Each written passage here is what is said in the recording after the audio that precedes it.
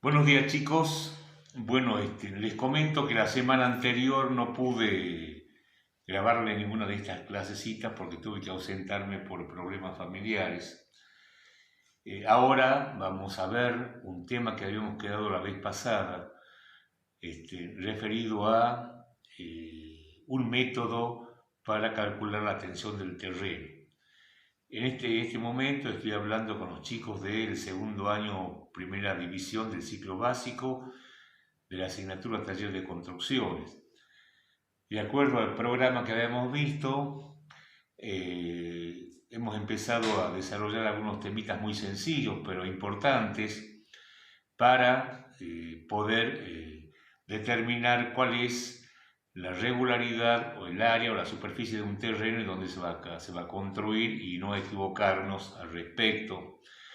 Habíamos hablado también que era importante determinar la línea municipal, que era importante también determinar los ángulos de 90 grados, como en este caso el terreno era regular, y habíamos aplicado el teorema de Pitágoras, en donde se lo aplica mucho en la construcción, ya que yo para sacar, por ejemplo, un ángulo de 90 grados, yo tengo que un cateto que mida 3 metros o kilómetros y el otro cateto que mida 3 metros o kilómetros. Si yo tengo una hipotenusa de 5 metros o kilómetros, entonces entre el cateto A y el cateto B me forman un ángulo de 90 grados. O sea, esa es la aplicación directa que tenemos del teorema de Pitágoras. También habíamos visto que luego se desmalezaba, se rellenaba y se apisonaba el terreno. Ahora vamos a ver algo fundamental que es antes de ver el tema del replanteo. Vamos a calcular cuántos kilogramos me resiste un terreno por centímetros cuadrados. Y vamos a utilizar el tema de la mesa. Esta práctica, si tenemos por ejemplo un terreno de 10 por 25 rectangular, se la hace en distintas partes del terreno, cosa después sacar una media de la resistencia de ese terreno. ¿En qué consiste el método de la mesa para calcular la tensión que puede soportar el terreno? Es algo muy sencillo. Es en primer lugar encontrar una mesa de 3 o 4 patas. En este caso yo encontré una mesa de 4 patas, ¿sí? Cada una de estas patas tiene una superficie de 16 centímetros cuadrados, o sea que tiene 4 centímetros de un lado y 4 centímetros del otro. Multiplico y saco la superficie de la pata, que es esta, la que asienta en el piso, en el terreno, que es de 16 centímetros cuadrados, porque 4 por 4, 16. Yo quiero sacar la superficie de una pata de la mesa, multiplico un lado por el otro lado, es 4 por 4, 16, y centímetro más centímetro es centímetro al cuadrado. Entonces, esta superficie de la pata, ¿no es cierto?, tiene 16 centímetros cuadrados. Ahora bien, como tengo 4 patas que son iguales, yo multiplico la cantidad 16 centímetros cuadrados por 4, porque son 4 patas, ¿no es cierto? Y me da 64 centímetros cuadrados. O sea, esta es la cantidad de la totalidad de la superficie que asienta sobre el piso.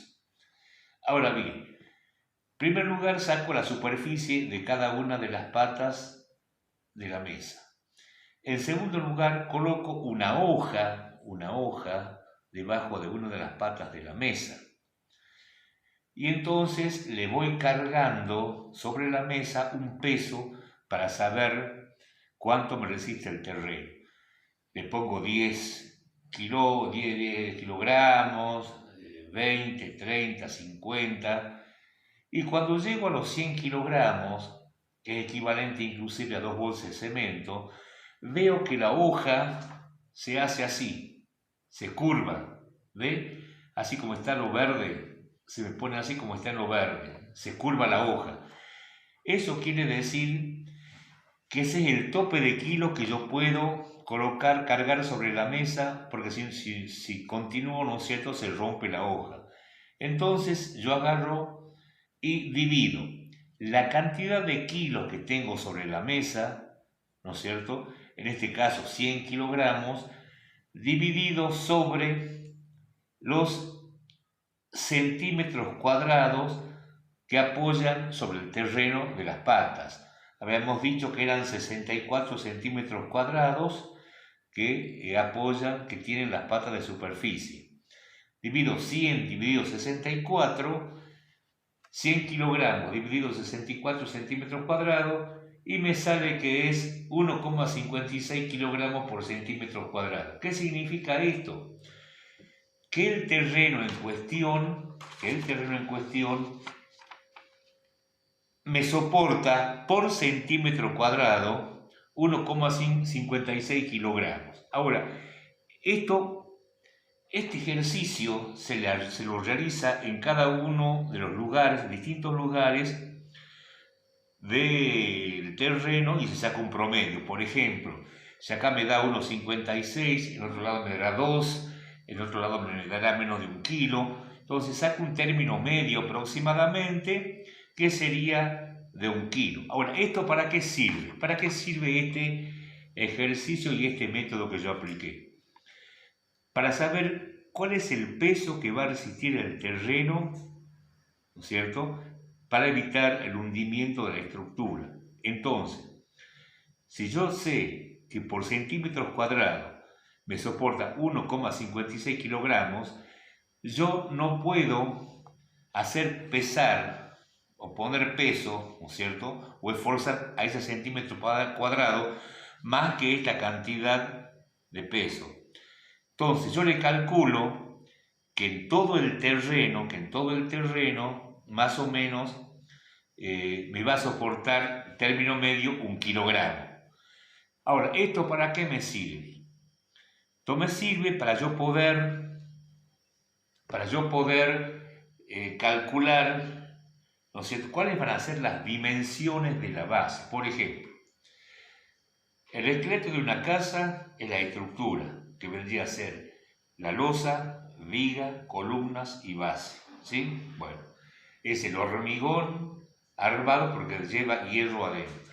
Ahora bien, yo tengo que calcular el peso de la losa, más el peso de la viga, más el peso de la columna, más el peso de la base, y el peso que va a soportar la estructura cuando esté la casa terminada, quiénes van a vivir, los muebles, etc.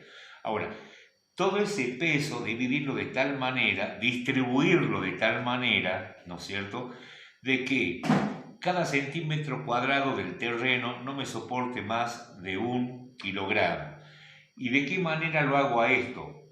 Lo hago ensanchando o agrandando las bases.